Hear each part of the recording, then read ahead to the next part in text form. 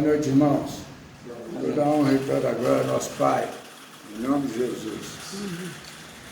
Senhor, nosso Deus e nosso Pai, é no nome de Jesus, meu Pai, que nós reunimos aqui nessa tarde para louvar, adorar e glorificar o Teu nome. Pai, nós agradecemos o Senhor por tudo. Essa oportunidade que o Senhor nos concede mais uma vez, reunimos aqui em nome de Jesus, para agradecer o Senhor por tudo, mesmo pelas nossas lutas e dificuldades, meu Pai, porque nós sabemos que tudo contribui para aqueles que amam o Senhor. Tua palavra diz que em tudo dá graça, meu Pai, por isso nós agradecemos o Senhor por tudo, até mesmo pelas lutas, pelas dificuldades que temos enfrentado, porque nós sabemos que a luta não é nossa, a luta é do Senhor. Pai, muito obrigado por tudo. Pedimos ao Senhor que venha está presente aqui nesse momento dessa reunião, pelo poder do Teu Santo Espírito. Que o Teu Santo Espírito tenha total liberdade no nosso meio. Nesse momento que a irmã Adriana traz essa gratidão pela consecução do emprego lá do irmão, nós tributando todo louvor, toda glória, toda honra ao Senhor, que é Deus sobre todas as coisas, pode todas as coisas. Pedimos ao Senhor, meu Pai, que possa estar movendo aquele coração para reconhecer que é o Senhor que comanda todas as coisas, que o Senhor o ama, que o Senhor quer que ele, meu Pai, tenha paz com o Senhor, caminhando com Jesus. É nossa oração de gratidão, em nome de Jesus. Amém. Meus irmãos, hoje nós vamos estar falando aqui, vamos dar sequência aqui ao Evangelho de João, e nós queremos até fazer uma experiência muito interessante. Eu vou ler o Evangelho de João no capítulo 2, no verso de 1 a 12, mas nós vamos ler isso aqui literalmente, como literatura. Vejamos como que é importante a nossa convivência espiritual. Diz assim: 3 dias depois, houve um casamento em Caná da Galileia, achando-se ali a mãe de Jesus. Jesus também foi convidado com os seus discípulos para o casamento. Tendo acabado o vinho, a mãe de Jesus lhe disse: eles não têm mais vinho. Mas Jesus lhe disse: mulher, que tenho eu contigo? Ainda que não é chegada a minha hora. Então ela falou ao servente: fazei tudo o que ele vos disser. Estavam ali 6 talhas de pedra que os judeus usavam para as purificações, e cada uma levava 2 ou 3 metretas. Jesus lhes disse: enchei de água as talhas, e eles as encheram totalmente. Então lhes determinou: tirai agora e levai ao mestre-sala.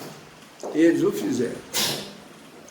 Tendo o mestre-sala provado a água transformada em vinho, não sabendo de onde viera, se bem que o sabiam os serventes que haviam tirado a água, chamou o noivo.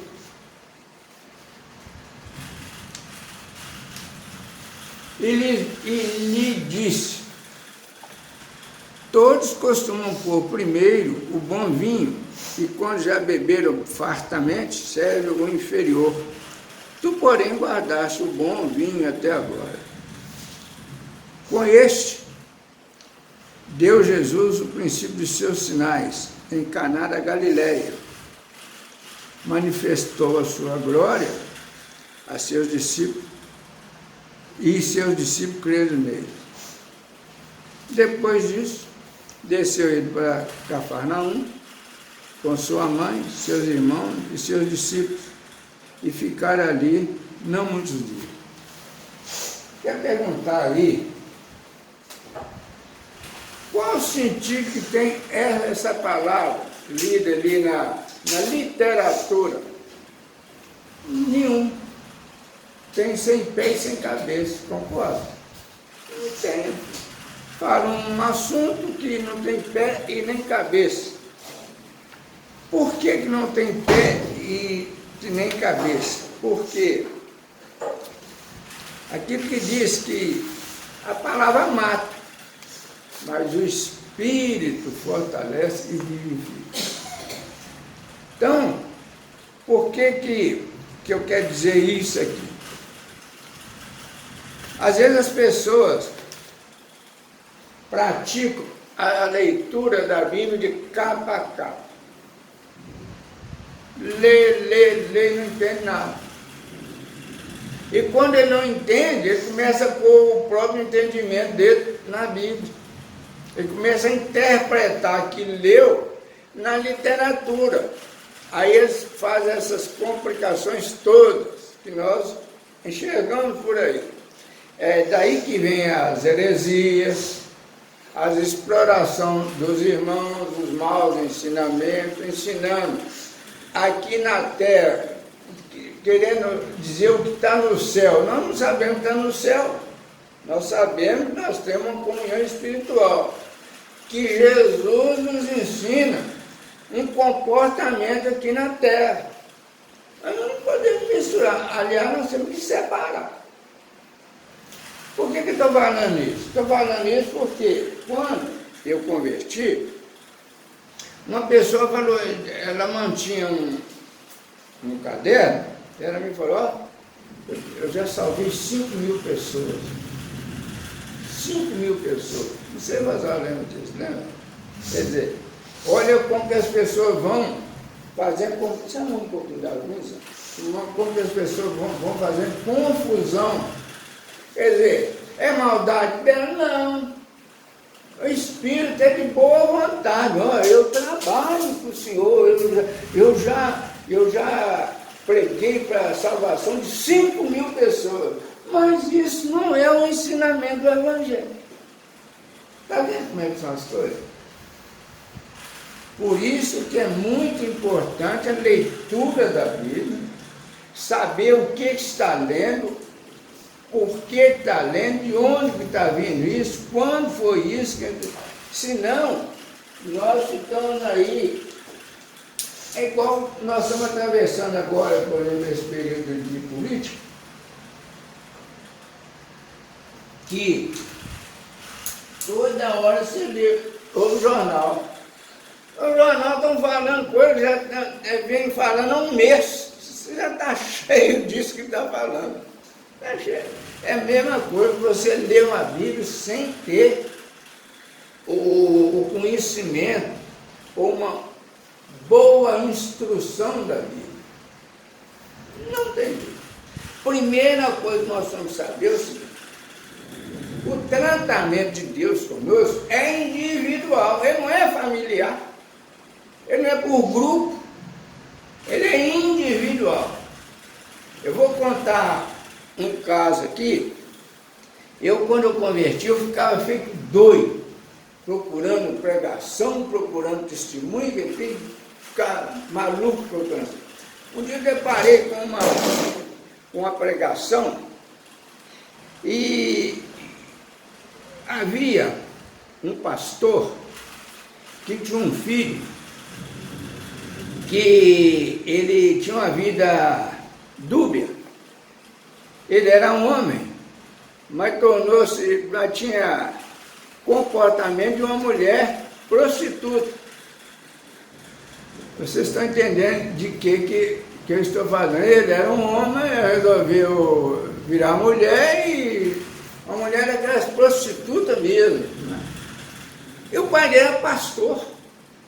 Aí o pai dele, um homem de Deus, um homem sério, e ele começou a trabalhar na vida desse rapaz, para tirar daquela vida, né? Luta aqui, luta dali. Ele chegava aí às madrugadas, ele ia para onde esse rapaz fazia ponto, e lá ele assistia aquelas coisas todas, ele pegava o rapaz, os dedos, às vezes espancado, machucado, todo complicado, levava para casa, tratava do rapaz, para no outro dia estar na mesma situação, e aí foi ano.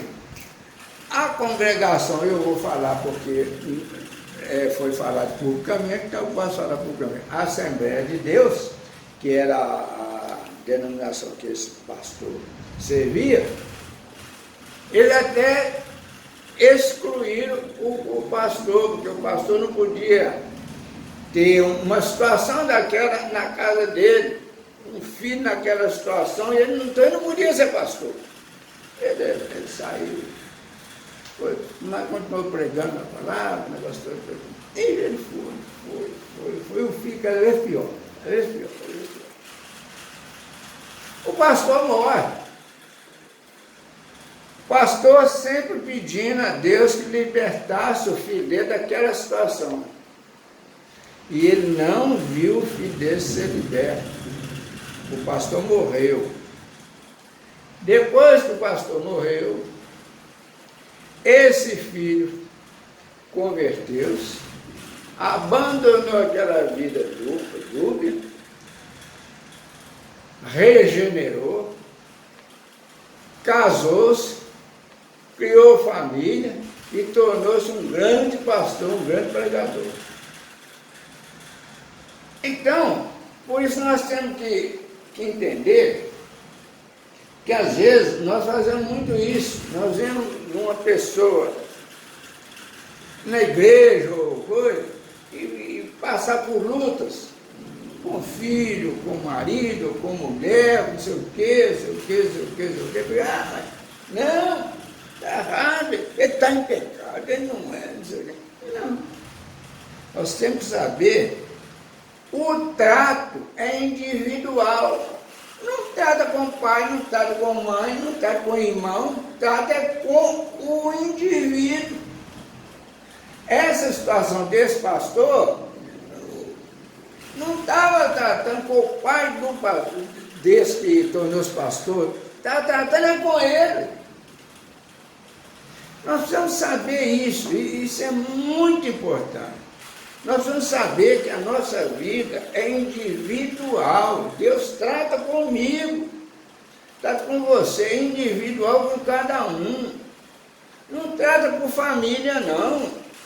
Não trata por grupos, não. Trata individual. Então, é muito bom que a gente saiba disso. Por que a gente tem que ter comunhão espiritual com Deus? Porque Deus está sempre apontando na gente os defeitos que nós temos. Está sempre falando conosco. Sempre falando, mostrando isso. Então, meus irmãos, nós temos de aprender na palavra, o que a palavra quer dizer, qual a narrativa da palavra, para que nós possamos nos fortalecer na caminhada. Por isso que muitas vezes nós temos que lembrar o seguinte: qual o pecado de Jó? Nenhum. Já não tinha pecado. Pecado todo mundo tem. Mas aquele fato que aconteceu com o Jó, o que a Bíblia fala? Deus permitiu que o demônio perturbasse a vida de Jó. É individual. Então, quando às vezes nós passamos por alguma situação, é um trato de Deus com a gente. E nós precisamos disso. Pode ser um problema nosso pessoal, pode servir de testemunho para alguém. Esse pastor que morreu, veja bem, um pastor sério, buscando o filho dele no prostíbulo, carregando o filho naquela situação toda. E a igreja lá o dispensou. O que a sociedade, o que os irmãos dele em Cristo, os irmãos da igreja falaram dele? E, no entanto, Ele deu um grande testemunho, não abandonou o filho, ficou firme com o filho, não abandonou a palavra, mesmo atravessando a situação do filho, mesmo sendo humilhado, expulso daquela igreja, ele deu um testemunho. E ele não viu a transformação do filho, mas o filho foi transformado.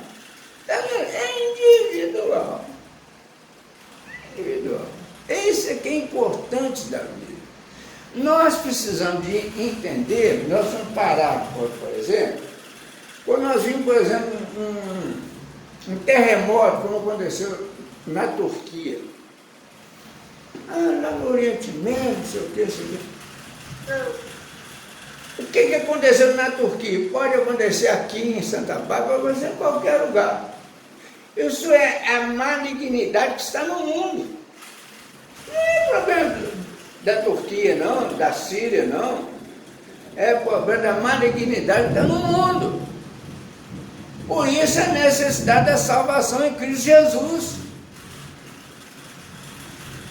Nós estamos vendo, por exemplo, o Brasil talvez seja um dos países mais corruptos do mundo. Do mundo. Quem gosta de história, como eu gosto, você lê a história do Brasil, o Brasil é uma vergonha. Mas é a mesma coisa, a vida inteira, um país de corrupção, de escravagismo,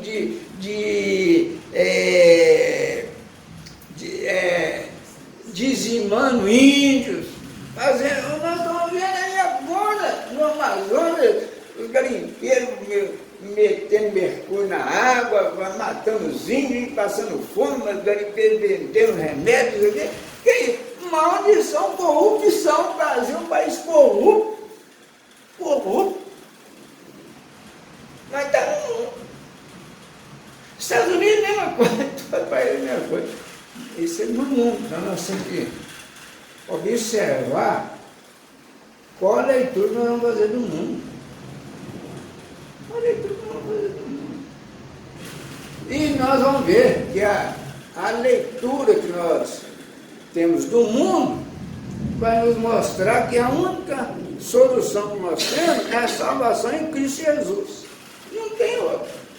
Agora, o que é a salvação em Cristo Jesus? É sair espiritualmente desse mundo corrupto, desse mundo, e caminhar com Jesus. Separar, espiritual. Por isso que diz, morrer para o mundo e viver para Cristo. Está vendo? Temos que aprender isso. Aprender que somos individuais. Quanta história no mundo que nós conhecemos. Tem uma história do Oséias, casou com uma prostituta. E daquela prostituta envergonhava ele. Tem tratamento individual de Deus com ele. E Deus não mandou ele para casar com uma prostituta. Então, por isso que eu estou falando isso, porque nós precisamos de observar e aprender o que é o Evangelho. O que o Evangelho nos explica. O Evangelho é uma narrativa histórica dos ensinamentos de Jesus enquanto é homem aqui na terra, o que ele fez, o que ele ensinou, o porquê dos discípulos, o porquê dos apóstolos. Nós precisamos saber tudo isso para nós firmarmos na caminhada. Então nós vamos lá, nós vamos dar sequência aqui, que nós falamos até semana passada, nós falamos João 1, onde fala sobre a mensagem do Verbo, a encarnação do Verbo, que vem falando. Então, quando chega no verso 51, que vai entrar no capítulo 2, fala assim, verso 51 do capítulo 1.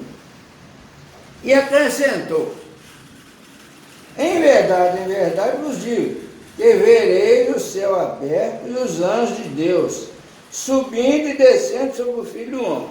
Jesus está dizendo àqueles que ele estava conversando com ele, ó, ele acrescentou, em verdade, vos digo que vereis o céu aberto e os anjos de Deus subindo e descendo sobre o Filho do Homem. Está dizendo aqui que no final da conversa Jesus falou isso com ele, ó, vocês vão ver o céu aberto e o Filho do Homem. Fez uma profecia para ele. Deixou essa profecia com ele. Aí, em seguida, ele entra no capítulo 2, como eu disse aqui, que se lê aqui na literatura, isso não quer dizer nada. Você não tem pontos. Você pode, porque você já ouviu falar que é um casamento mesmo, mas aqui pela leitura você não sabe. Aí diz assim, as bodas de Caná da Galileia. Aí começa assim. 3 dias depois daquele encontro que Jesus fez com aquele pessoal, falou que eles ficam subindo assim. 3 dias depois disso, houve um casamento em Caná da Galileia. Achando-se ali a mãe de Jesus. Houve um casamento e a mãe de Jesus estava lá. Jesus também foi convidado. Aí você já está sabendo que foi para um casamento, que Jesus também foi convidado com os seus discípulos para o casamento. Tendo acabado o vinho, a mãe de Jesus lhe disse, ele não tem mais vinho, ó, acabou o vinho aqui, acabou a festa, vamos ficar desmoralizados. Mas Jesus lhe disse, mulher, o que tenho eu contigo? Ainda não é chegada a minha hora. Então ela falou aos serventes, fazei tudo o que eles vos disserem. Preste bem atenção nos detalhes. 2 detalhes muito interessantes para ser observado. É essa resposta que Jesus dá em Maria, na mãe dele. Mulher, o que tenho eu contigo? E outra, ainda não é chegada a minha hora. Então ela falou ao servente, fazei tudo que ele vos disser. 2, 3 interrogações espirituais para a gente entender.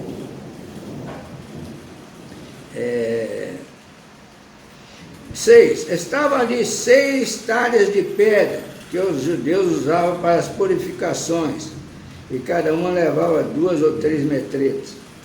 Jesus lhes disse, enchei de água as talhas, e eles as encheram totalmente. Então lhes determinou, tirai agora e levai ao mestre Sala. Eles o fizeram. Tendo o mestre Sala provado a água, transformada em vinho, não sabendo de onde viera, se bem que o sabiam os serventes que haviam tirado a água, chamou o noivo.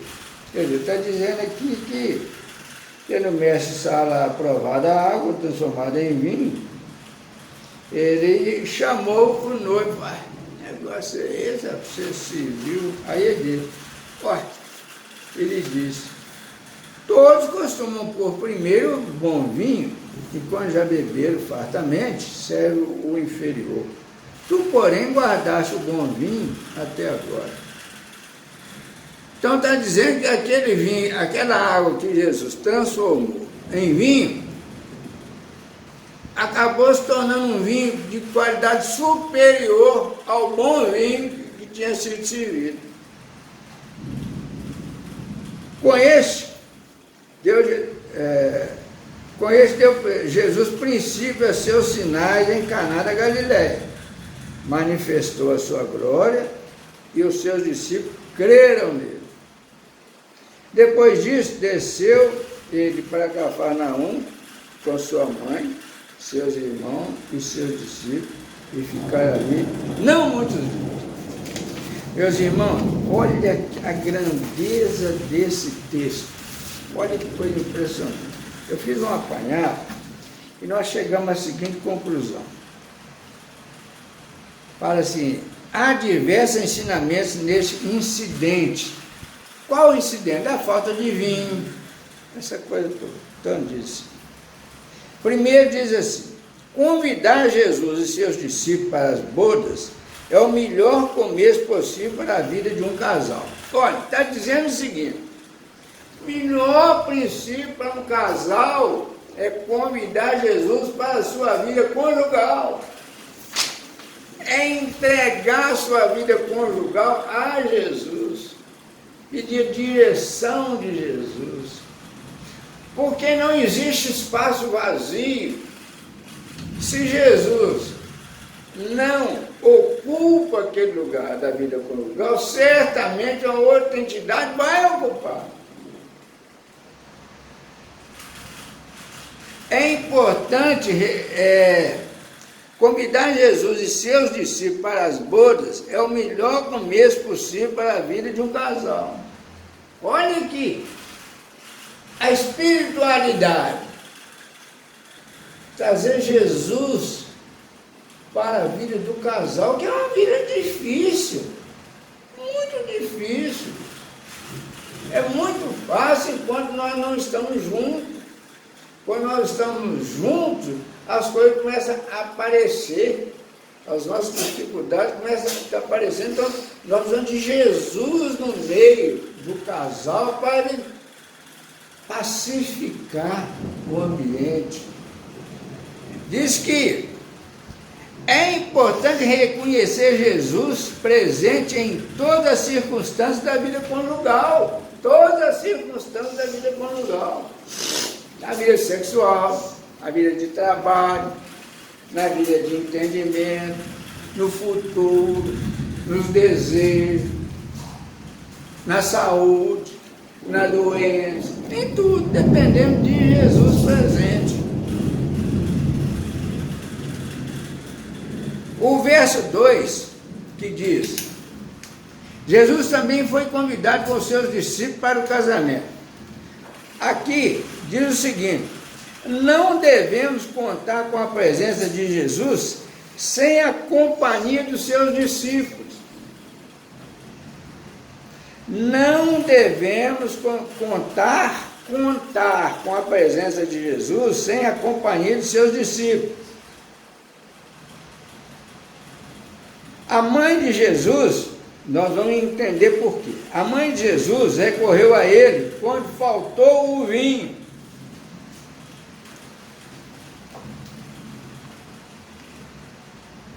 Olha aqui, o que os discípulos fazem? Os discípulos dão testemunho do poder de Jesus. Os discípulos, nós somos discípulos de Jesus quando nós estamos numa situação, quando Jesus não está na terra, mas Jesus está no céu.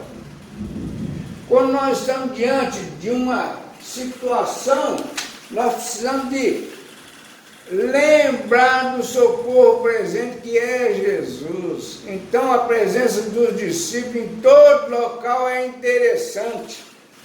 Por isso nós somos discípulos de Jesus, nós somos discípulos do Mestre. Nós estamos aqui para propagar o poder do Mestre, o amor do Mestre, a bondade do Mestre. Essa é a função dos discípulos.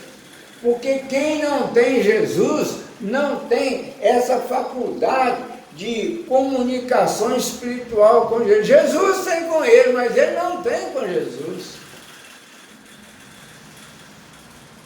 Por isso o versículo 2 diz que Jesus foi convidado com seus discípulos para o casamento. Onde, em qualquer lugar que nós estamos, como discípulos de Jesus, isso é uma responsabilidade muito grande, Jesus está presente. Porque ele é Espírito. Quando nós invocamos Jesus, ele se encontra presente. A mãe de Jesus recorreu a ele quando faltou o vinho. Olha que coisa interessante. Jesus diz que, verso 4, mas Jesus lhe disse: mulher, que tenho eu contigo? Ainda não é chegada a minha hora. Olha o que o estudo diz aqui. Jesus, já no começo do seu ministério público, contava com a direção do Pai, mediante a comunhão direta e não por sugestão humana. Olha, Jesus não tem que obedecer Maria, não, Maria é humana. Ele andava segundo a direção do Pai. Por isso que ele disse, ó, a mãe de Jesus recorreu a ele quando faltou vinho. Jesus já no começo do ministério público contava com a direção do Pai, mediante a comunhão direta, sem intermediário, e não por sugestão humana. Está vendo como é que são as coisas? Nós precisamos aprender isso. Precisamos aprender. O mandado de Maria, não ignorado por... Não, é tão ignorado por muitos que a adoram, ó, o mandado de Maria, tão ignorado por muitos que a adoram, tem sentido e aplicação ainda hoje. Fazei tudo que ele vos disser. Maria disse, ó, Maria deu-se pela coisa, não é comigo. Fazei tudo que ele vos disser. Ela deu um avanço e ele deu um retrocesso nela. Maria, que tem eu contigo, você é humana, eu sou espiritual. Eu falo com o Pai. Fica na sua. Está vendo? O que ele disser pela palavra inspirada. Então, nós temos que atender é o que nós recebemos da palavra inspirada. Onde nós vamos encontrar a palavra inspirada? A palavra inspirada é isso que nós estamos aprendendo na Bíblia, que está dizendo para nós aqui, ó, o negócio é o seguinte, nós estamos falando com Deus. Deus vai te dar entendimento. Você não tem que ouvir terceiros, você tem que ouvir o que Deus fala. Se Deus não falou, porque não tem o que falar, então você fica calado. É isso que nós temos que aprender, discípulo do mestre.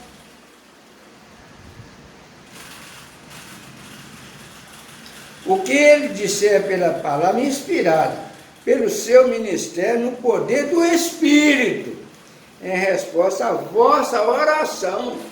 É quando você fala assim, Senhor, o que eu faço? O que eu faço? Aí nós acabamos de cantar aqui.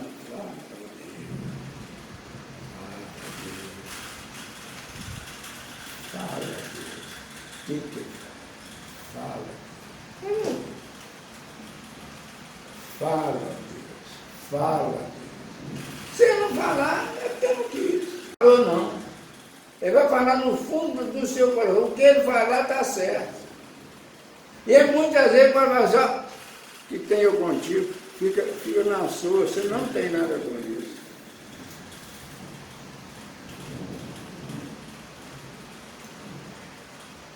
A casa em que Jesus se encontrava era de uma família religiosa,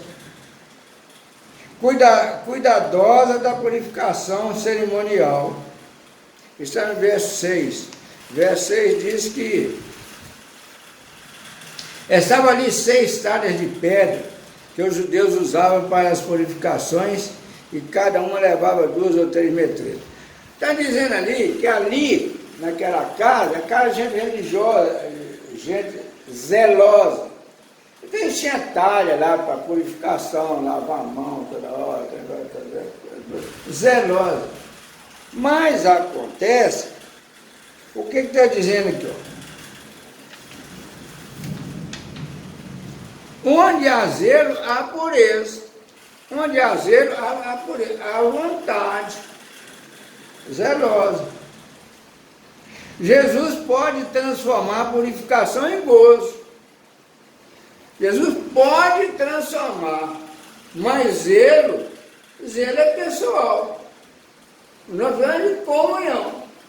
Zelo. Você chegar lá, tem a talha de você lavar a mão. É zelosa. Mas zelo não salva. Zelo não salva. É igual a religião, não salva. Nenhum. Pastor não salva, papa não salva, padre não salva, rezador não salva, nada salva. É Jesus, salvação é em Jesus. Então o zelo pode ajudar, porque quando você tem zelo, às vezes ele tem um zelo que o leva à comunhão com Deus. Mas não é Deus, é Jesus que dá a salvação, não é o zelo. Não é o zelo.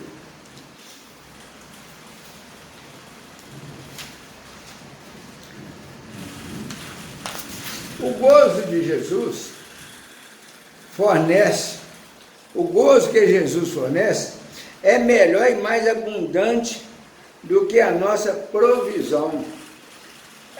Está falando sobre zelo, a pessoa zelosa está sempre preocupada com aquilo que guardar aquilo que pode servir a ser preciso, outro da batalha, porque vai reunir muita gente, ficar aqui com Mas Jesus é muito mais do que qualquer provisão. Jesus tem solução na hora que precisa, o que Ele quer. A nós é lícito, quando olhamos para Jesus, esperar o melhor no fim. Você crê em Jesus, você não tem que assustar. Eu vou aqui, espera em Jesus. Porque se não acontecer aquilo que você esperava, mas pelo menos seu coração vai ficar em paz, você não vai ficar sobressaltado. Fique tranquilo. Espera o melhor para o fim, no fim. Esse primeiro milagre manifestava a glória sobreexcelente de Jesus. A glória da sua descendência, que toma parte em nossos gozos e festejos. A glória do seu poder, a glória da sua paciência. Olha a paciência de Jesus, que esperou 30 anos sem fazer milagres. 30 anos, ele só começou a fazer milagre de 30 anos para cima, 3 anos de milagre. Então, tem muita gente, milagre de menino Jesus. Jesus, quando menino, ele não fez milagre. Fez milagre de 30 anos para cima, depois que tinha consciência. Mas nós estamos vendo tanto de menino aí fazendo, acontecendo, sei o que, isso aqui. Está dizendo aqui, a glória do seu poder, a glória da sua paciência. O afoito tem que acalmar-se, tornar-se paciente para receber as bênçãos, as glórias. Para ser usado, tem que ser paciente. Que espera 30 anos sem fazer milagre, até o momento determinado pelo Pai. A glória da sua simpatia, que toma parte conosco nos nossos prazeres lícitos e conta conosco para entrar no seu gozo. A glória da sua autoridade, que obteve uma obediência cega da parte dos serventes. Então, meus irmãos, nós precisamos de aprender a viver o Evangelho. Se nós vivemos um Evangelho abrupto, o Evangelho literal, sem experiência, nós não vamos conseguir. Nós precisamos ter experiência. Todo dia, tudo que nós enxergamos na sociedade, nós temos que levar para o campo do Evangelho. Você vê, isso você está vendo aí, dos índios e Yanomamis, isso é malignidade do mundo, faz parte da maldade do mundo. A violência, a corrupção, essa exploração nós acabamos de falar, está aqui agora, nós estávamos falando sobre funcionário público. Você vê o seguinte, hoje a coisa mais difícil é ter concurso para serviço público, serviço é tudo contratado. E ainda não é ruim, não. Porque é melhor você ser contratado no serviço público que ser contratado no particular. Então, nós temos que estar observando as coisas. Temos que estar sempre observando o que está acontecendo na sociedade. O que está acontecendo? É isso que nós temos, é que vai solidificar a nossa fé, a nossa crença, a nossa esperança. Nós não podemos esquecer que a nossa vida é passageira, é um tempo muito curto. Nós passamos aqui e vai chegar, vai ter o fim. É isso que nós precisamos de observar. Nossa vida é passageira, somos instrumentos aqui no mundo, estamos no mundo mal, mas temos aqui a bênção da salvação em Cristo Jesus para o facilitar da nossa caminhada. Isso nós só vamos aprender isso lendo as coisas no mundo, entendendo o que o Evangelho está falando, e outra coisa, e fazer até uma comparação com o que o Evangelho fala e o que realmente acontece. Quando o Evangelho fala assim, se não perdoar, não será perdoado. Se nós não perdoarmos as pessoas, não seremos perdoados. Não seremos perdoados. E é fácil perdoar? Não é fácil perdoar. Mas nós precisamos de recorrer a Deus, a transformação, a nossa libertação da escravidão do pecado, que é o que está no mundo. Precisamos disso. É isso que nós vamos de aprender a viver o Evangelho. E o tempo da nossa caminhada aqui é para essa finalidade. É aprendermos a caminhar com Cristo, servindo de discípulo de Cristo, sendo instrumento de Cristo aqui na vida. Mas instrumento de Cristo, não é fazendo Cristo em nosso instrumento, não. Nós não podemos fazer Cristo em nosso instrumento, não. Nós somos instrumento de Cristo, e não ao contrário. Porque nós estamos vendo aí que está todo mundo querendo fazer Cristo de instrumento. Amém, meus irmãos? Fica essa palavra para nós, para o nosso gozo, para o nosso crescimento espiritual.